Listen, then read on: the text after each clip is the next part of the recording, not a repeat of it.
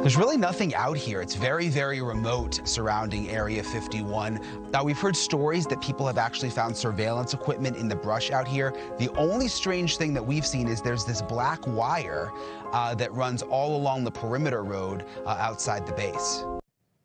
Yeah, that was when we were out there during the day. It got really interesting at night. I'm back with Jeremy Corbell, UFO reporter and host of the podcast Weaponized with George Knapp.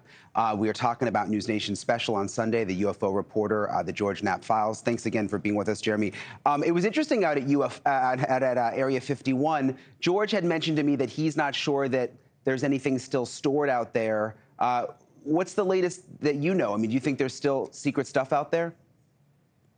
Yeah, well, hopefully we're going to be learning a lot more about that. You know, direct witnesses like David Grush talked about knowing the exact physical locations of the craft, of the hardware that we've been trying to reverse engineer. And he said he'd offer that up in the right environments with clearances.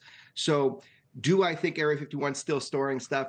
I don't know. Maybe George knows better than me. It's still a great location for secrets, though. It was so interesting at night, and we have that in the special, but like they clearly watch you when you're out there. Like there were all these lights that would turn on in the brush.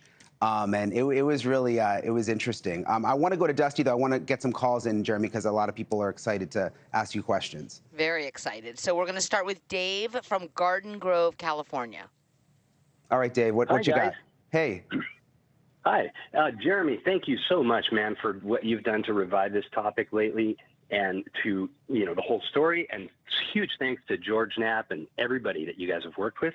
I wanted to ask, is it possible that the reason for all this secrecy, you know, the lack of disclosure is, you know, not all of these other things like weaponizing the technology, having advantage over our adversaries, but rather something more that where, you know, basically that these people have a sinister agenda where they're kind of like out to make war and they're out to, but I mean, you know, war with basically aligning with ETs from other civilizations that are also warlike and very kind of like not the kind of people that I want to see humanity evolve into. Interesting.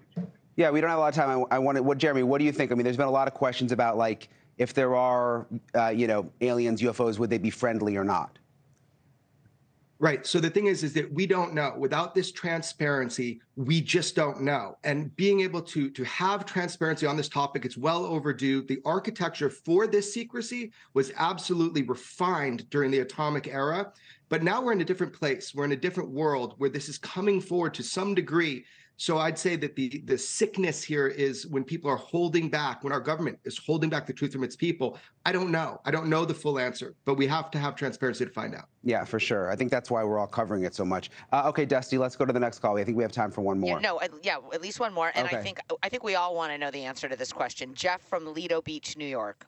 Hey, Jeff, go for it quickly because we don't have a ton of time. Jeremy, great work. Have you ever been contacted by aliens?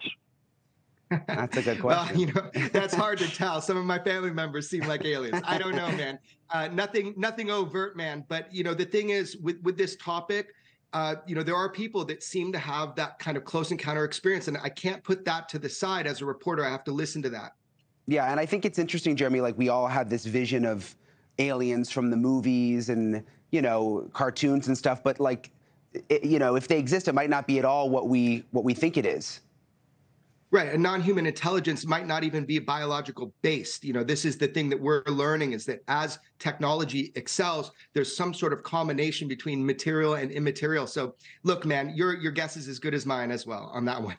How much more is to come, Jeremy? I mean, I know you and George are constantly talking to people. I mean, you guys had met David Grush long before we knew about him, anybody even knew about him. I mean, how much is coming down the pipeline? Well, that I'm very confident with. You know, George and I have been working for a long time on this together. And part of what we have to do is keep confidence with people. We've done that over the years. George held a lot of this back for like 10 years because he kept those confidence. But some people are saying it's time now. It's time to bring certain things forward. So I'm very optimistic. We're going to be learning more about this UFO mystery directly from me and George, but also other people. Hey, thank you for watching. Please go to newsnationnow.com, newsnationnow.com, and you can find NewsNation on your television provider. And don't forget to click the red subscribe button down below. Then you will get more of NewsNation's fact-driven coverage.